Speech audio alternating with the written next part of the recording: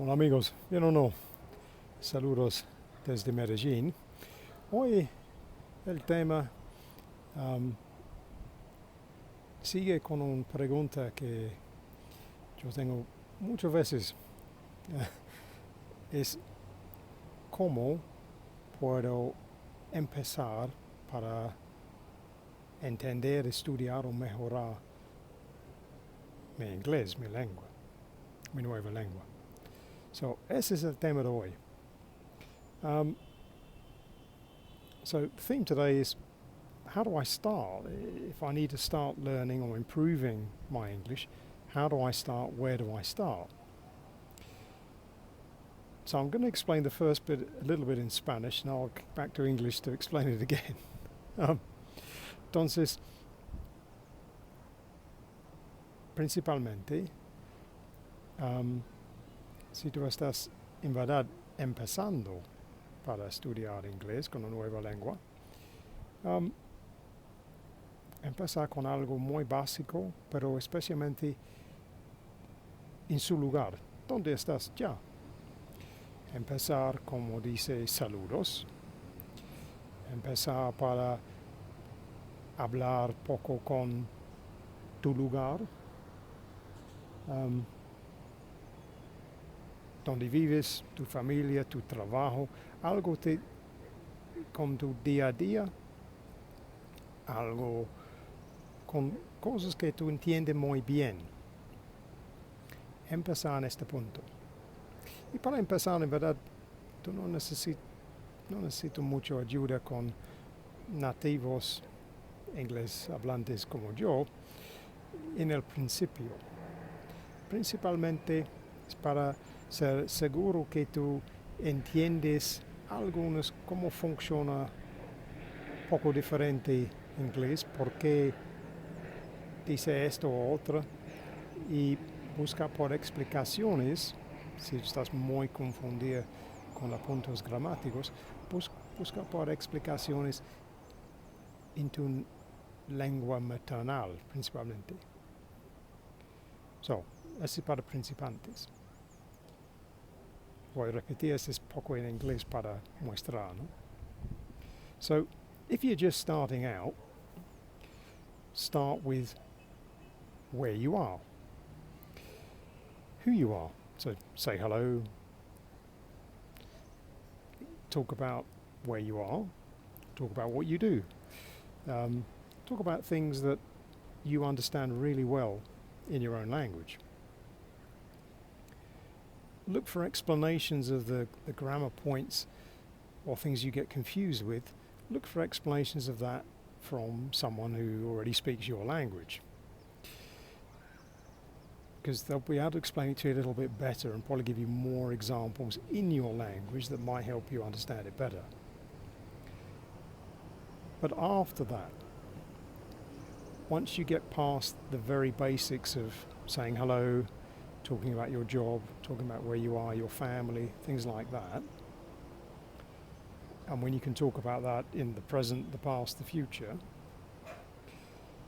what do you do next? That's the question, yeah? So la pregunta de repente es, ¿cómo puede avanzar? So claro, es un punto cuando tú puedes decir algo con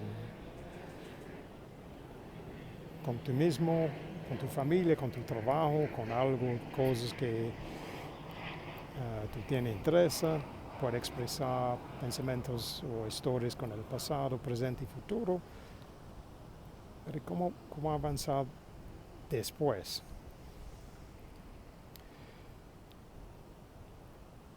Como en este punto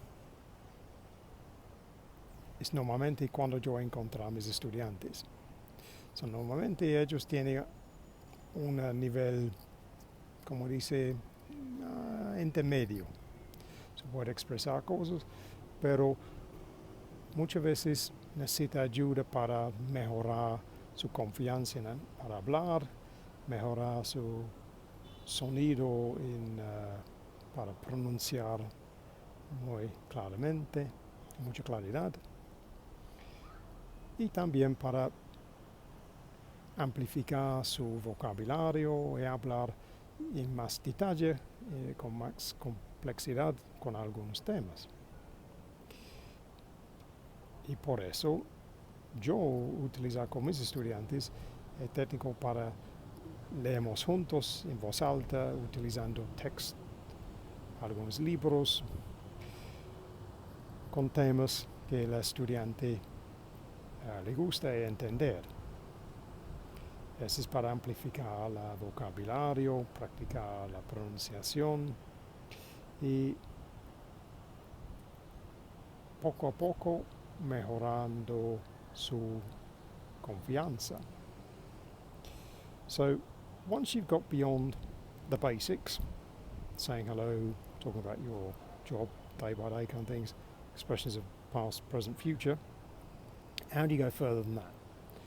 Well, what I use with my students is we practice a lot of reading aloud for two reasons. First one, we use a text that on topics that the student's interested in, they understand generally very well anyway in their own language. But we find them a text in English on a similar topic. We use that so we can see more vocabulary.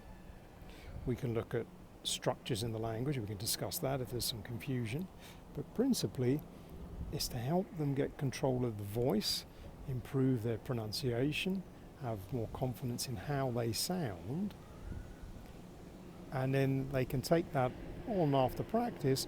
We can develop it into more discussion of what we've been reading. We can start looking at ways to express opinions, ask questions, and bit by bit develop it into more normal, formal conversations.